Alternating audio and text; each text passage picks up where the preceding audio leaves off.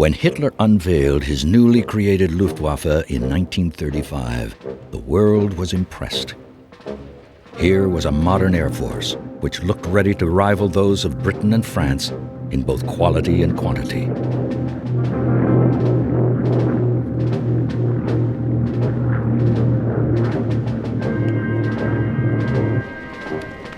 By the outbreak of the war in 1939, the Luftwaffe appeared to be the most powerful in the world. Its performance during the invasion of Poland that September seemed to confirm this impression.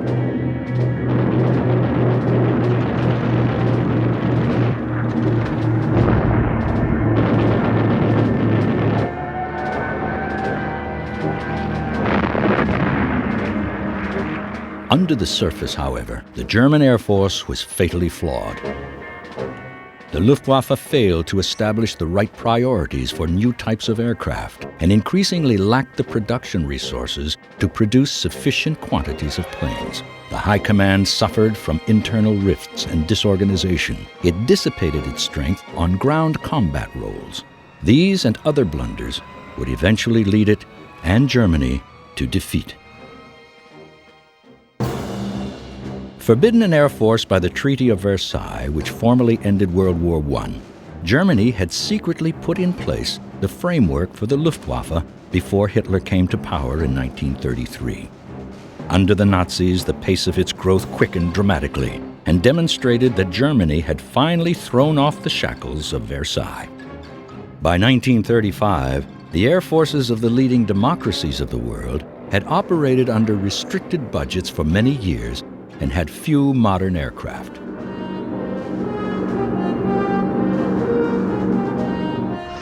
In contrast, the Luftwaffe started with a clean sheet and was allocated large sums of money. Consequently, from the outset, its aircraft were modern, making it a formidable force.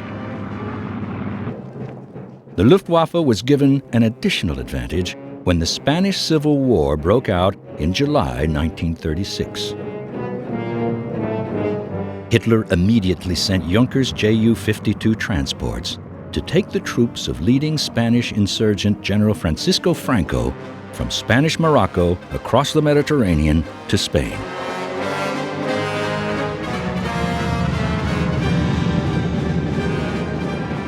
Hitler then formed the Condor Legion, whose fighter and bomber crews, in conjunction with aircraft sent by Italian dictator Benito Mussolini, gained modern combat experience.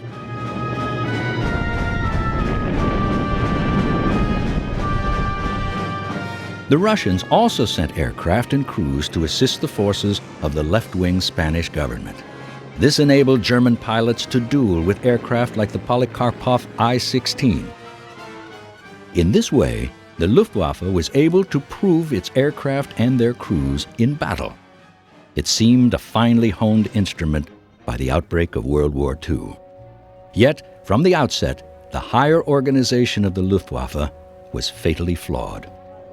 Hermann Goering was its titular chief, as well as Hitler's leading toady. Besides never wishing to give his Führer bad news, he was often indolent and meddlesome.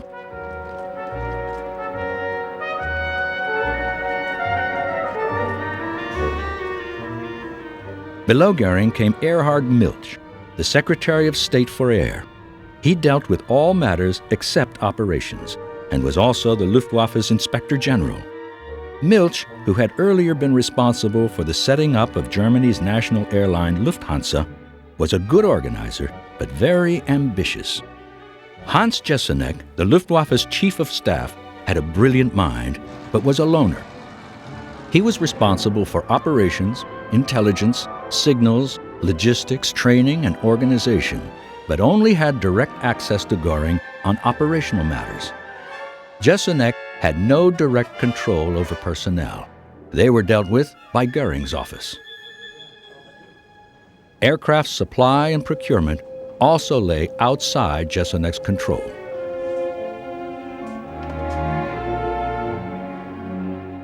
Matters were not helped by the fact that Milch and Jesenek did not personally get along. World War I fighter ace Ernst Udet was responsible for aircraft procurement and was directly answerable to Milch. Udet was a glamorous figure who had been a film star in the 1920s, but was temperamentally ill-suited for his post.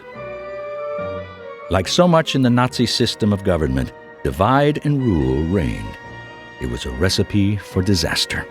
When Hitler set up the Luftwaffe, he initially saw it as a means of threatening his neighbors and forcing them to bow to his demands. Mass flybys at the annual Nuremberg rally ensured that this message got across. If Hitler should be forced into war, the Luftwaffe's primary role would then be to support ground operations. To this end, the Army and the Air Force spent much time perfecting the techniques of air-ground cooperation.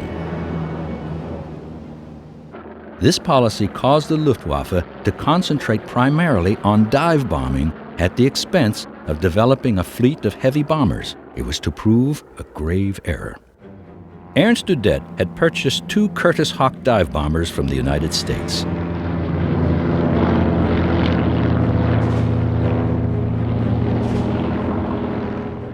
These planes inspired the development of the Junkers Ju-87 Stuka.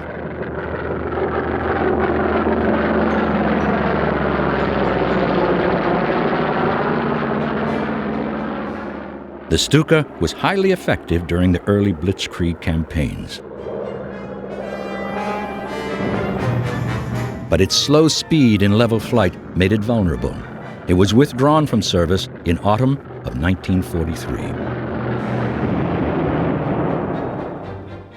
Goering and his senior Luftwaffe officers demanded that other bombers be given a dive bombing capability.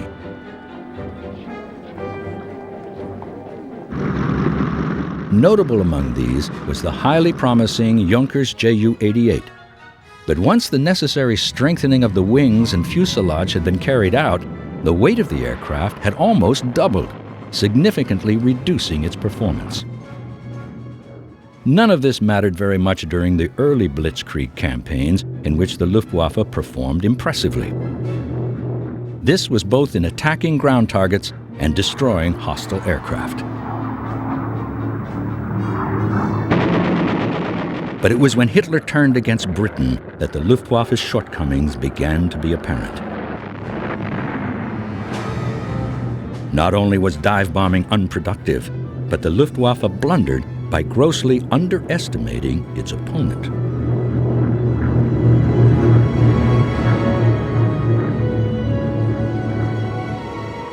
At the end of May 1940, during the German invasion of the West, Goering declared that his Air Force would destroy the British Expeditionary Force in the Dunkirk pocket. The RAF fighters and the Royal Navy ensured that this did not happen, and that the British Expeditionary Forces were able to make good its escape back to Britain.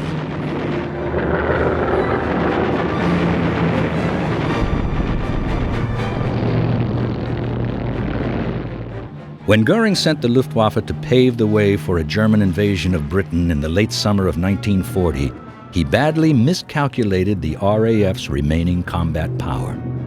The result was that the Luftwaffe suffered its first defeat, and the invasion of Britain never took place.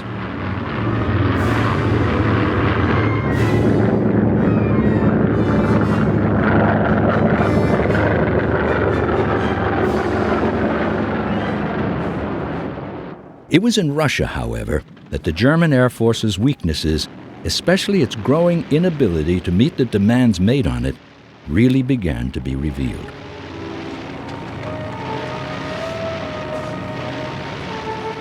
The Luftwaffe began the campaign in spectacular enough fashion. It destroyed well over 1,000 aircraft on the first day of the invasion alone.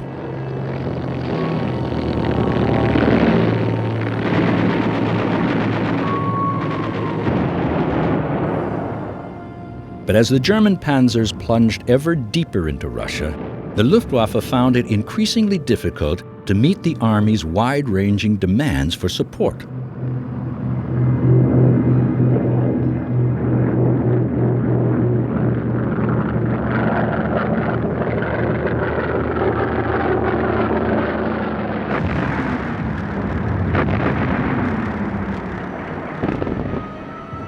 These calls on the Luftwaffe required more aircraft than it possessed, and production could not meet demand.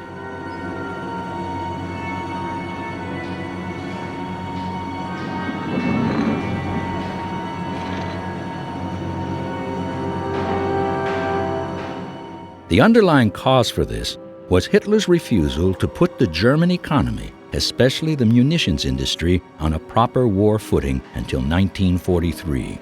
The German aircraft industry, therefore, lacked the resources to produce the ever-increasing numbers of aircraft needed by the Luftwaffe. The Army and Navy also had heavy demands on Germany's industrial base. Goering, however, increasingly blamed Udet for the production shortcomings. This made Ernst Udet so depressed that he committed suicide in November 1941. Goering ordered his suicide to be hushed up. It was officially announced that he had been killed testing a new secret weapon, but it was Goering's blatant mismanagement that caused Udet's death. Goering, like others in the Nazi hierarchy, wanted a finger in every pie. The result was that Luftwaffe resources were diverted into areas away from the air war. It was perhaps logical that Germany's parachute arm should be under Luftwaffe control.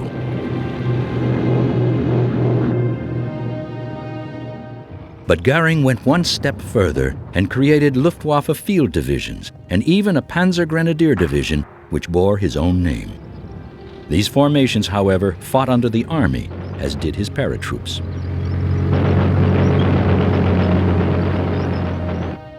So too did much of the anti-aircraft or flak arm, which was also part of the Luftwaffe. By the spring of 1943, these ground combat elements accounted for over 10% of the Luftwaffe's strength.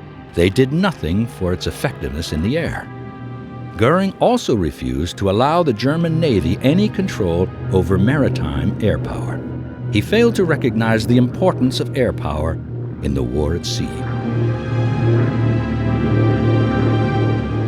Consequently, the German Navy often felt let down because promised air support did not appear and its relations with the Luftwaffe were poor. But one of the Luftwaffe's most serious shortcomings was the lack of a long-range heavy bomber. It had nothing with which to strike at the rapidly growing Soviet war industry. This shortfall was the result of blunders by the Luftwaffe High Command. In the mid-1930s, development work began on what the Germans called the Ural bomber, a 4-engine heavy bomber designed to strike at Russia. However, Erhard Milch ordered all work on the project to cease, ruling that all bombers must be 2-engine types because more of them could be built. The Heinkel Company, however, continued to believe in heavy bombers and developed the HE-177 with 2 sets of engines in tandem to circumvent Milch's policy. But there were continual problems with these because of their tendency to overheat. Also, the Luftwaffe's dive-bombing fixation meant that the HE-177 had to have this capability. Consequently, the HE-77's entry into service was excessively delayed, and the Germans had nothing with which to strike at the Russian munitions industry until it was too late. After the surrender at Stalingrad in early 1943, the Germans were steadily driven back, putting the Soviet munitions industry out of range, even to the HE-177. By the spring of 1943, the tide had clearly turned against the Luftwaffe, especially with British and U.S. heavy bombers increasingly appearing in the skies over the Third Reich.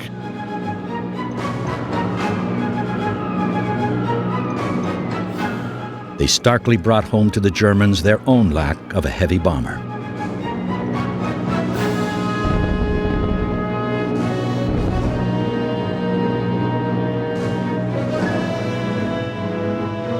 Both Goering and Hitler blamed Jesenek for the Air Force's shortcomings, so much so that, like Udet, he eventually committed suicide in November 1943.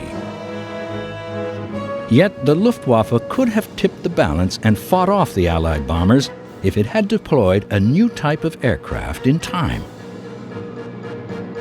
In August 1939, on the very eve of the war, the world's first jet aircraft, the Heinkel HE-178, made a successful maiden flight. It was followed by the two-engine HE-280, which first flew in April 1941.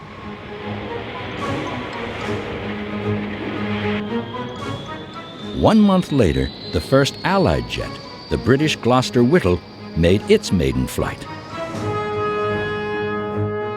Messerschmitt, too, had entered the jet age with its Me-262. In 1943, the Luftwaffe, which had been slow to take the jet seriously, eventually chose this aircraft to go into production.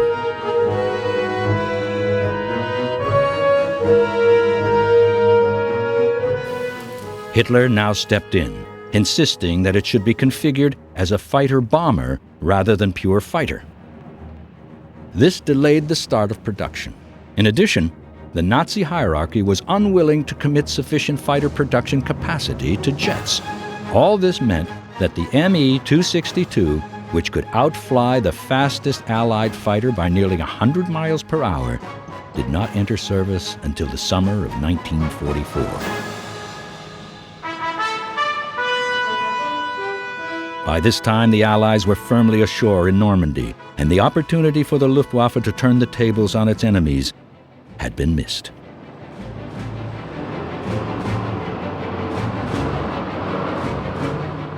Even though the German jets enjoyed success against the Allied bombers, they were never built in sufficient quantities to affect the course of the war in the air.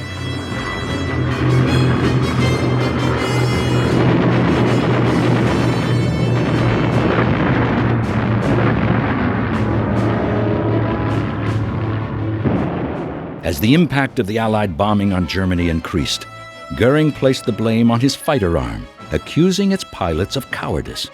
Eventually, he sacked Adolf Galland, its youthful and inspirational leader. He finished the war commanding a special Me-262 squadron, manned with fellow senior and distinguished fighter pilots. A significant part of the German fighter problem was that, unlike in the Allied air forces, the German pilots flew on without rest until they were shot down. Thus, the number of veterans declined ever more sharply. Furthermore, aircrew training had been suffering since 1942.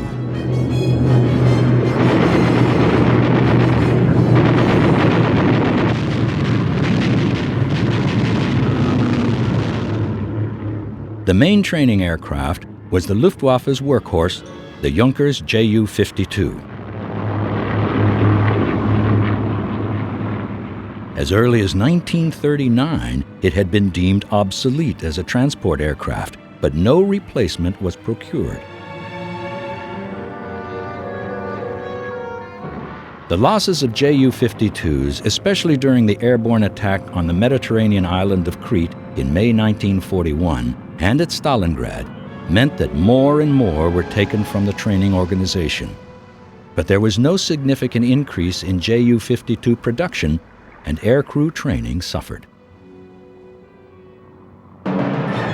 In 1944, the Allies launched an air offensive against German oil.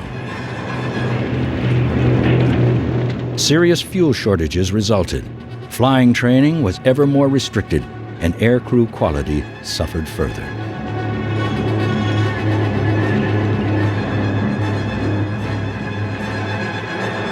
By the last months of the war, a fatalism was engulfing the Luftwaffe.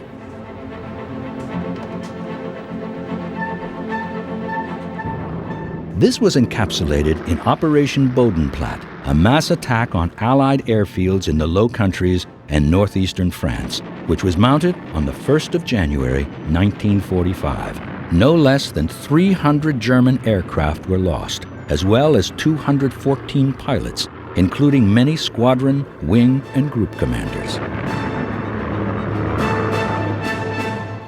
Their experience could not be replaced. Yet, the Luftwaffe fought on until the bitter end. But such was the desperate state to which it had been reduced that in the last days it was incapable of mounting more than 50 sorties per day. When the final German surrender came, the Luftwaffe's airfields were littered with aircraft of every type, many of them wrecked.